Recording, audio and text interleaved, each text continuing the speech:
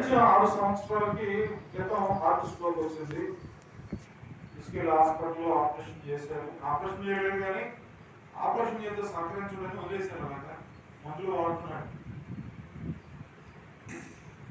ఈ మధ్య గడిచిన ఒక వారం క్రితం నేను రోడ్డు మీద ఉన్నప్పుడు ఆయన ఆటో ఎక్కాడు.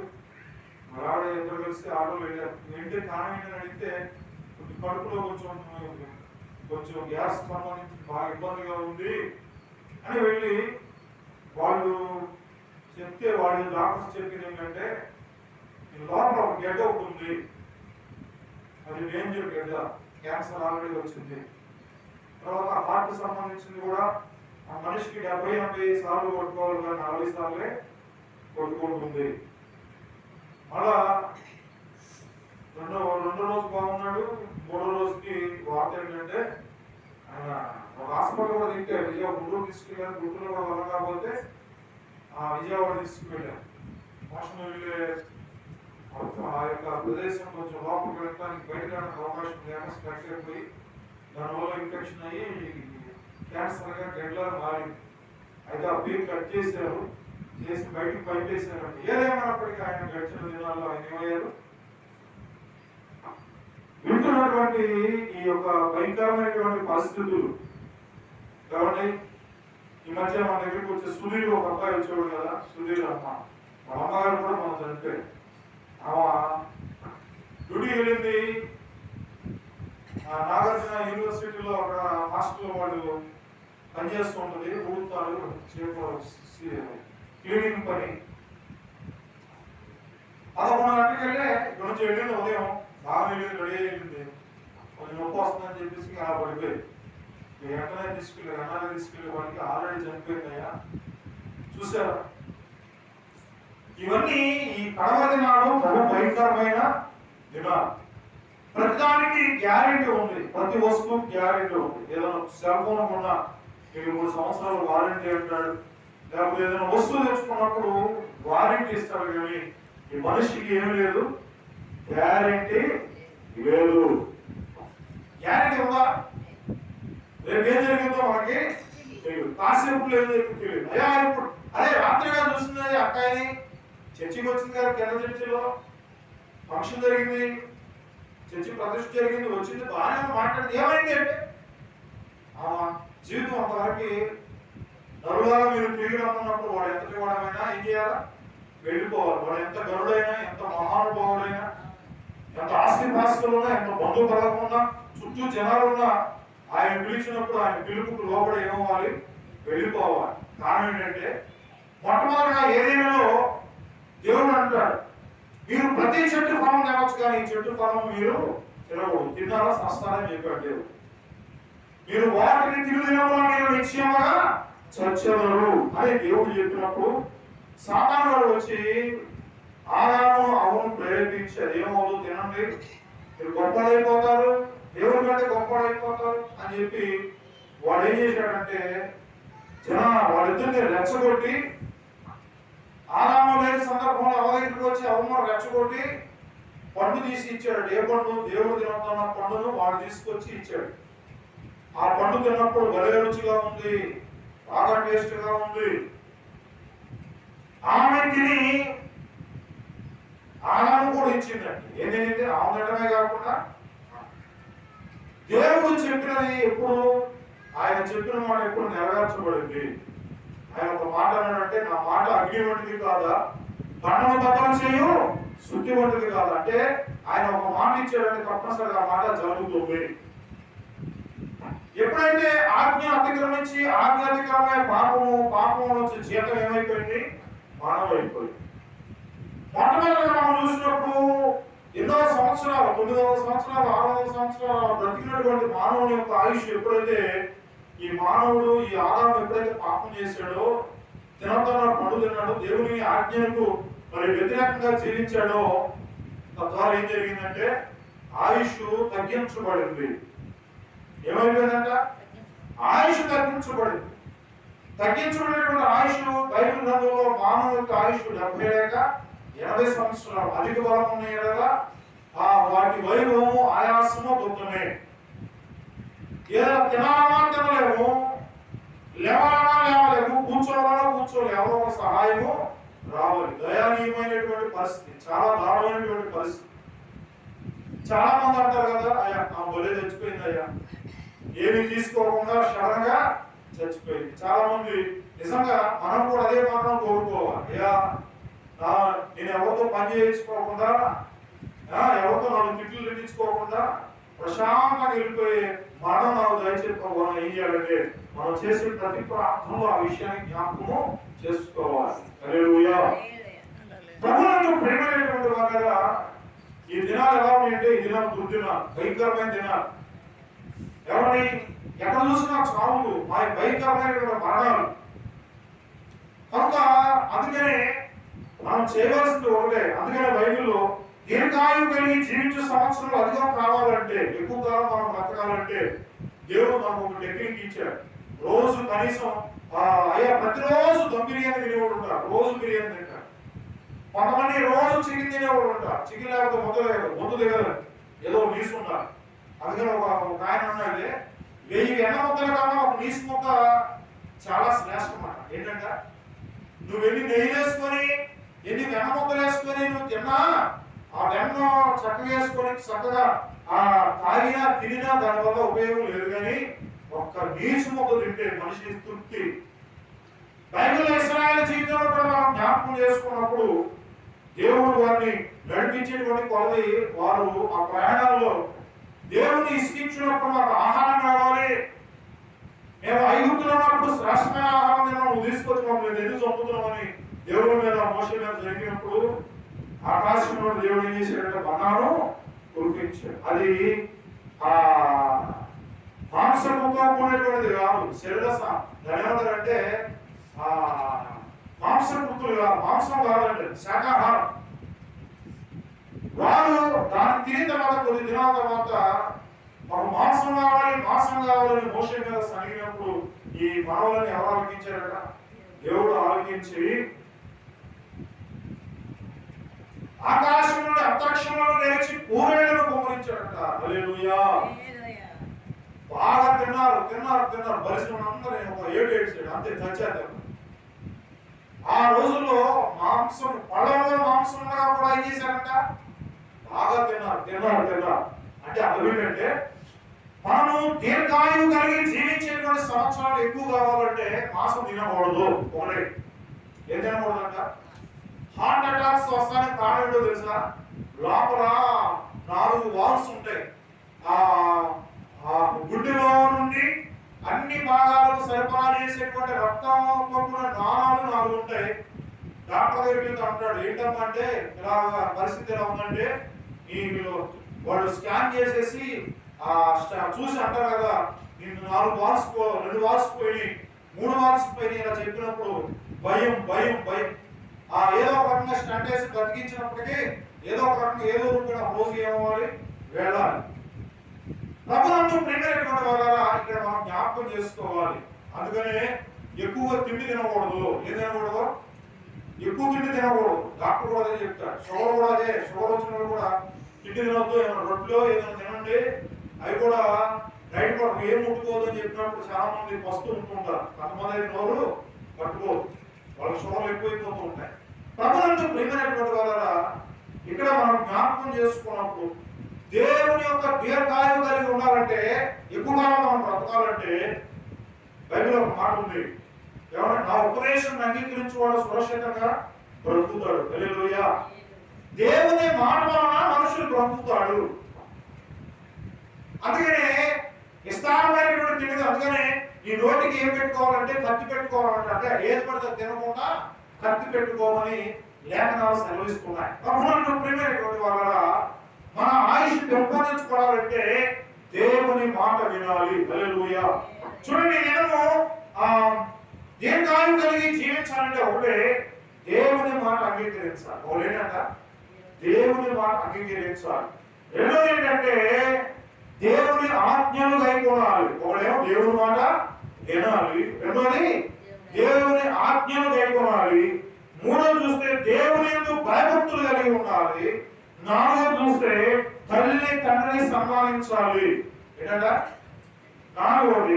ఐదోది చూసినప్పుడు ఆయన మార్గాలు చాలా ఉన్నాయి. వేరే వేరే మార్గాలకు వెళితే ఉపయోగం లేదు. ఎవరి మార్గంలో వెళ్ళాలి? యేసయ్య మార్గంలో. హల్లెలూయా.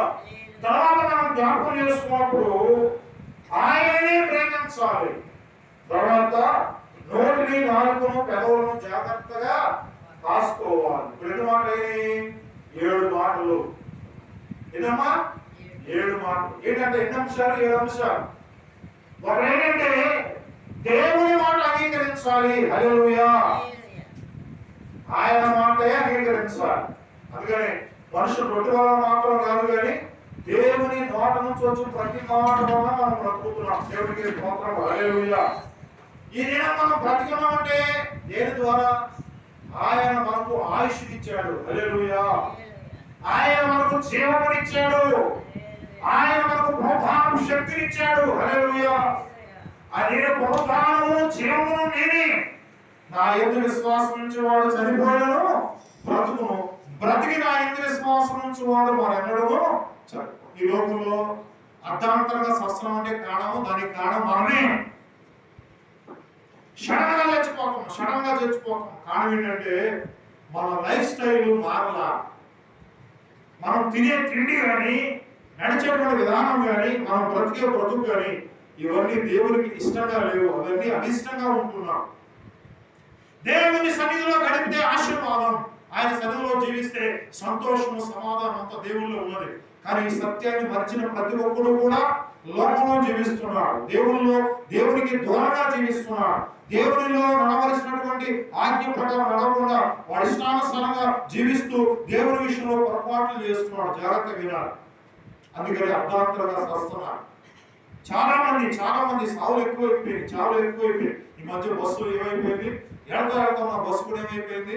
కాలిపోయింది, బూడిద వెళ్ళిపోయింది. మరొక చోట బస్సు ప్రాణమే. జనాలు చచ్చిపోతున్నారు. భయంకరమైనటువంటి దినాలు ఉన్నాం. జాగ్రత్త.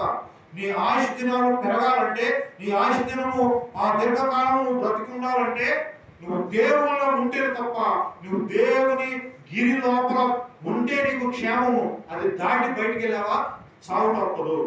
ఇందులో మొహమాటం లేదు, ఎక్స్క్యూజ్ మీ లేదు. అయ్యా ఏంటయ్యా పాస్టర్ గారు ఎలా చెప్తారు? నిజమే. దేవునిలో ఉన్నటువంటి వాడికి ఏ శిక్ష విధియో లేదు.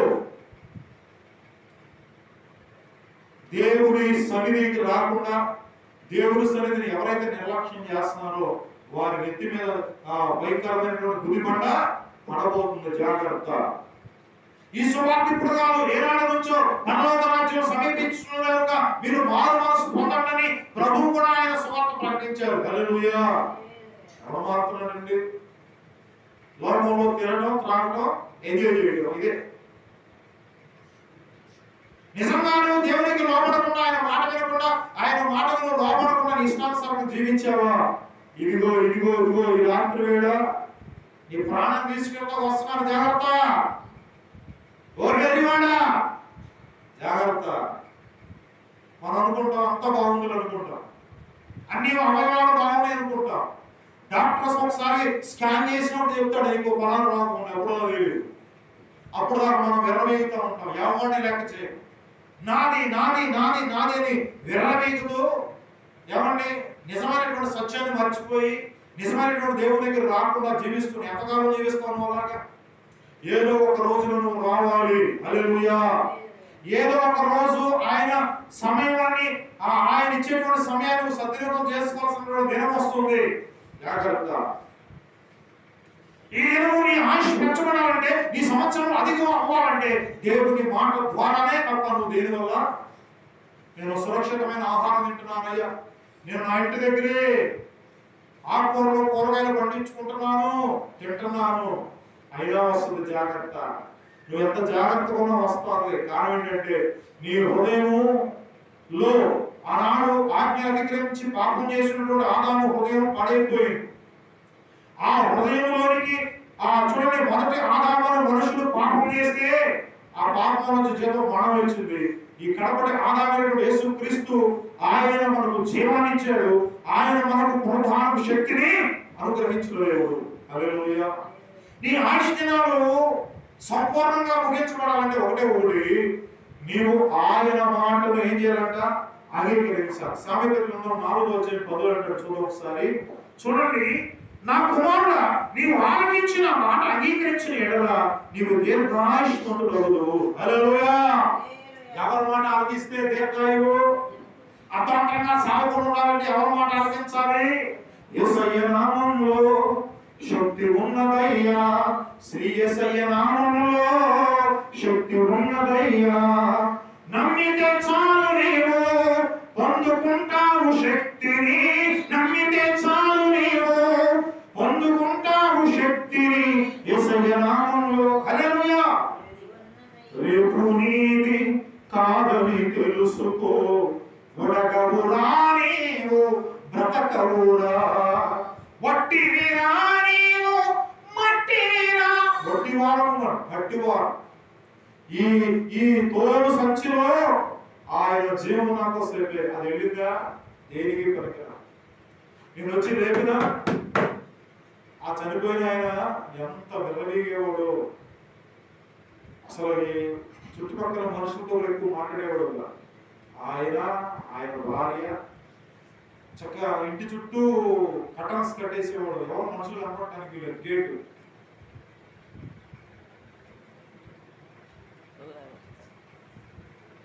కానీ చివరికి ఏమైంది? ఏది రాదు మన వెంట. ఏదైనా వస్తుందా? నువ్వు నిజంగా స్ట్రిక్ట్ గా నువ్వు దేవుల్లో ఉంటే నీకు పరలోక రాజ్యం వచ్చేదిగా. హల్లెలూయా. నువ్వు ఎంత బతుకుపడికి ఇంటి అవగానే సచ్చినట్లుగా నువ్వు చివరికి ఏమి. అందుకని నువ్వు దిగంబరిగానే వచ్చావు, దిగంబరిగానే వెళ్తున్నావు. నీ జీవితంలో యేసయ్యను మరొక వ్యక్తిగా నువ్వు ఆయనను ఆహ్వానించినట్లయితే, అనగా మూడో వ్యక్తిగా, నువ్వు రెండో వ్యక్తిగా, నీ కుటుంబం, నీ భార్య, నీ పిల్లలు, నీ పిల్లలతో పాటు నీ దేవుని కూడా నువ్వు ఆహ్వానించినట్లయితే, నీ స్నేహితుడుగా, నీ తండ్రిగా, నీ అన్నయ్యగా నీ జీవితం ఎంత పుష్కరంగా ఉండేది. హల్లెలూయా. ఏది రాదు, ఎవరో రాదు. ఏమండి, ఈరోజు ఇంట్లో రేపు బట్టిలు ఆ తీసుకెళ్ళిన ఆ పెట్టిలో తీసుకెళ్ళిన బాడీ వాళ్ళ చక్కగా సమాధి చేస్తాం. అందులో లాస్ట్కి ఏం మిగులుతుంది? ఆ ఎముకలే మిగులుతుంది. ఏమవుతుందో. ఏమండి, నీ అందాన్ని బట్టి నువ్వు వెలవేగావు, నీకున్నటువంటి డబ్బును బట్టి నువ్వు వెలవేగావు. అవి ఏమి నీ వెంట ఏది రాదు. నువ్వు వేసుకున్న వస్త్రాలు కూడా తీసేయాల్సిందే. తీసేసి ఏం చేస్తారు? మొత్తం మనం వేసుకునేది తీసేసి నువ్వు కట్టుకున్న మొత్తాడు కూడా కట్ చేసేయాలి. మొత్తాడు కూడా ఉండడానికి లేదు. ఏది నీది కాదు. నువ్వు చిన్నప్పుడు దిగంబరిగా ఎలా పుట్టావో లాస్ట్కి దిగంబరిగానే వచ్చావు నీవు, దిగంబరిగా పోతావు. మన్నైన నీవు మన్నై పోతావు. ఏదో ఒక దినమందునా నీ ఆస్తి అంతస్తు, నీ అంద చందాలు నీ వెంట రావెన్నడు, నీ వెంట రావెన్నడు. మార్పు చెందవా నీవు. బ్రతుకున్నవాడు చచ్చినోడు ఒకసారి జ్ఞాపకం చేసుకుని చేయాల్సింది ఏంటంటే, వాడు బ్రతికినంత కాల సమయంలో దేవుడికి ఎంత సమయాన్ని ఇచ్చాడు ఇవ్వాలా. నేను ఆడిలా ఉండకూడదు. వాడు ఏదైతే దుష్క్రియ చేశాడో నేను చేయడానికి వీలులేదు. అంటే ఏంటంటే వాడు మనకి ఒక మాదిరిగా ఉన్నాడు. హల్లెలూయా.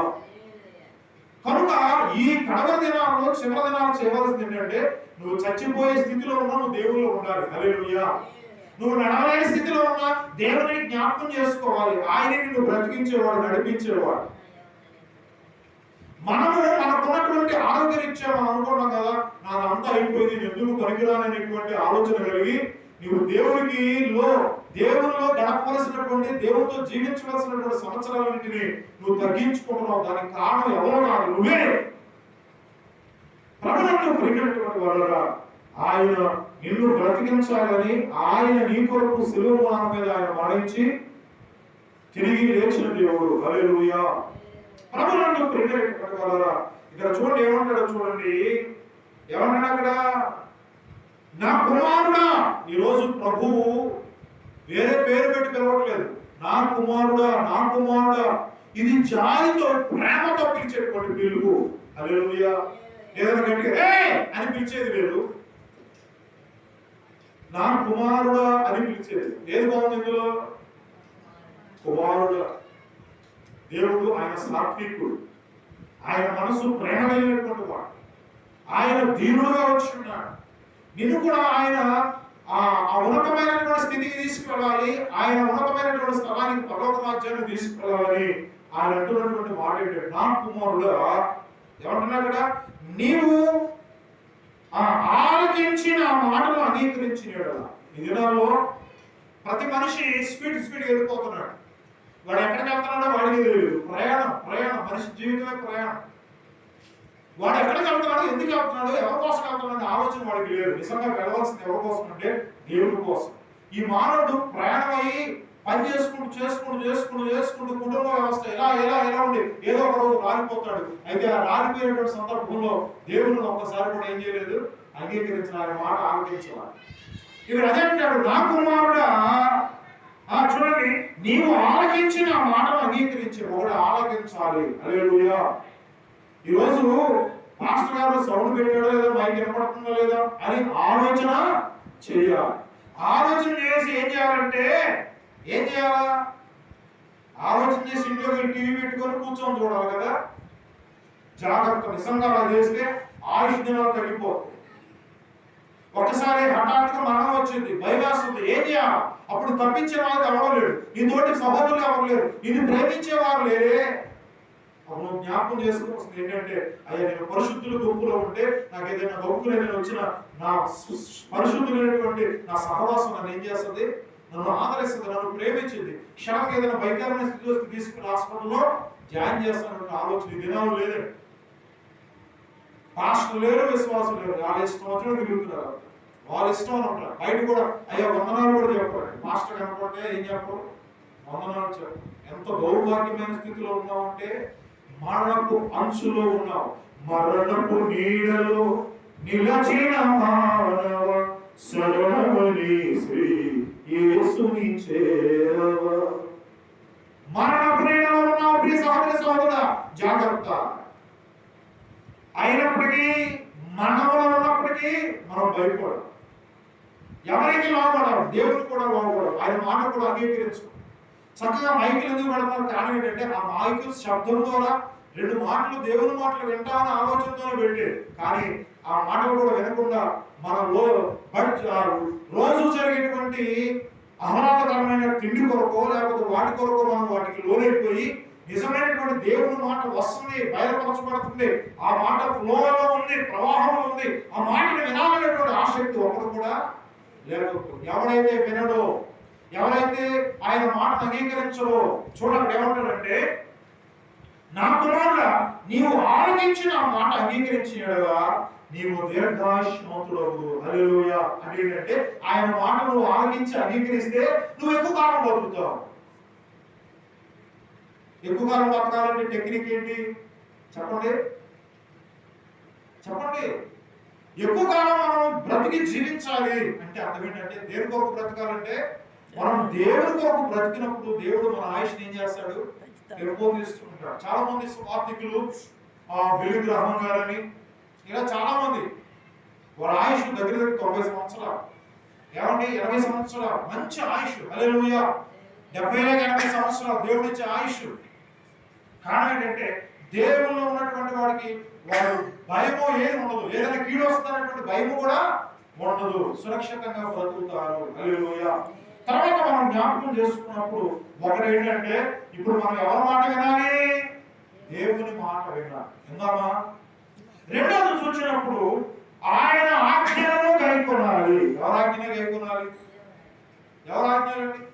దేవుని మాట విని మనం భక్తిగా జీవిస్తే కాదండి, మనం ఆయన ఆజ్ఞను కూడా గైకొనాలి. ఏం గైకొనాలంట? చూద్దాం చూడండి. ద్వితీయోపదేశకాండము 11వ అధ్యాయం 9వ వచనాన్ని చదువుకుందాం. చూడండి. యెహోవా వారికిని వారి సంతానములకు దయచేసినని మీ పితరులతో ప్రమాణం చేసిన దేశమున, ఆనాడు పితరులతో వాగ్దానం చేశాడు, నేను ఈ దేశమును మీకు ఇస్తాను. హల్లెలూయా. చూడండి ఇక్కడ ఏమంటాడంటే, వారి పితరులతో ప్రమాణం చేసిన దేశమును అనగా పాలు తేనెలు ప్రవహించు దేశంలో మీరు దీర్ఘాయుష్మంతులు అగునట్లు నేను ఈ దినమున మీకు ఆజ్ఞాపించుచున్న ఆజ్ఞలన్నీ మీరు గైకొనవలని మీరు గైకొనవలెను. హల్లెలూయా. మోషే ఇశ్రాయేలు ప్రజలను నడిపిస్తూ ఉన్నాడండి. ఆ నడిపిస్తున్నప్పుడు ఇశ్రాయేలు ప్రజలందరూ ఆ ఎర్ర సముద్రం రెడ్డిపాయలైనప్పుడు అందులో ప్రయాణం చేస్తున్నారు. ఈ దరి నుంచి అక్కడికి వెళ్ళారు, సముద్రం దాటారు. అక్కడ మోషే ఆ నాయకత్వంలో వారి ప్రజలు ఉన్నారు. అప్పుడు ఆ మోషే ఆ ప్రజలు నడిపిస్తున్నప్పుడు ఆ సనుగుడు గొనుగుడును బట్టి ఆ పాను తేనెలు ప్రవహించినటువంటి ఆ కానాన్ దేశానికి మోషే వెళ్ళాలి. దేవుడు ఆ బండతో మాట్లాడమంటే మోషే ఏం చేశాడు? బండను కర్రతో కొట్టాడు. కొట్టడం వల్ల ఆయన ఇక్కడ నుంచి ఆ ప్రదేశాన్ని చూడగలిగాడు, కానీ అందులో ప్రవేశించాడు. అంటే ఆయన మాట ఏమైందంటే అగ్ని అయి ఉంది. హల్లెలూయా. ఆయన మాట అగ్ని అయి ఉంది, ఆయన మాట ఆజ్ఞ అయి ఉంది. నా మాట అగ్ని వంటిది కాదా, బండము బద్దలు చేయు సుత్తి వంటిది కాదు. ఆయన మాట అగ్ని. హల్లెలూయా. చూడండి ఏమంటాడంటే 9వ వచనంలో అంటాడు, యెహోవా వారిని వారి స్వకారమునకు దయచేసెదనని మీ పితరులతో ప్రమాణం చేసిన దేశం అనగా పాలు తేనెలు ప్రవహించు దేశంలో మీరు దీర్ఘాయుష్మంతులు అగునట్లు నేను ఈ దినమున మీకు ఆజ్ఞాపించు ఆజ్ఞలన్నీ మీరు గైకొనవలెను. ఆయన మీరు స్వాధీనపరచుకున్న దేశము మీరు బయలుదేరి వచ్చిన ఐగుప్తు దేశం అనేది కాదు.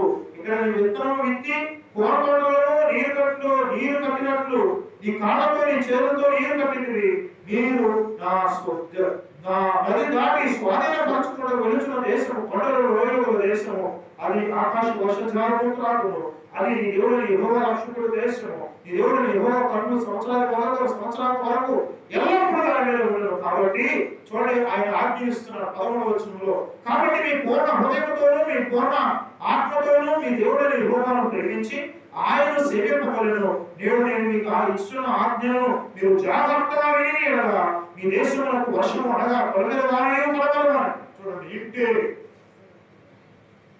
ఆజ్ఞలు కైకొనడం ఉంటుంది. పూర్ణాత్మతో పూర్ణ మనసు దేవుడు ఏం చేయాలంట? ఆరాధన చేయాలి. ఎంతమంది చేస్తున్నారు అంటే అర్థం ఏంటంటే మనం దీర్ఘాయువు కలిగి ఉండాలంటే ఒకటి దేవుని మాటను అంగీకరించాలి. రెండోది ఏంటంటే దేవుని ఆజ్ఞలను కైకొనాలి. ఏం కైకొనాలి? ఆజ్ఞలు. చాలా ఆజ్ఞలు, పదాజ్ఞలు అన్ని కాబట్టి కొన్నా పాటించాలి. ఏం పాటిస్తున్నాం? ఒకటన్నా పాటిస్తున్నామా? ఏది లేదు. కనుక ఇలా పాటించట్లేదు కనుక అర్ధాంతరంగా మన ఆయుష్ ఏమైపోతుంది? ముగించబడుతుంది. అర్ధాంతరంగా ముగించబడుతుంది. జాగ్రత్త సహోదరి కదా. ఒకటి మనం ఆయన మాటను అంగీకరించాలి. కానానే ఊరిలో వివాహం జరుగుతున్నప్పుడు చేస్తుందని మరి శిష్యులు వెళ్ళారు. అక్కడ కానా విందులో మరి అక్కడ ఏమైపోయింది? ద్రాక్షారసం అయిపోయింది. కొన్నిసార్లు చెప్పి 6 రాతి పాములు నింపి నింపమని అక్కడ ప్రచారంతో చెప్పాడు. హిందూ ప్రచారంతో వారు నింపారు. అప్పుడు ప్రభు దాన్ని ఆశ్రయించినప్పుడు మునుపటి కంటే శ్రేష్టమైన రుచి కలిగినటువంటి ద్రాక్షారసం మార్చబడింది. హల్లెలూయా. అంటే ముందుగా మరి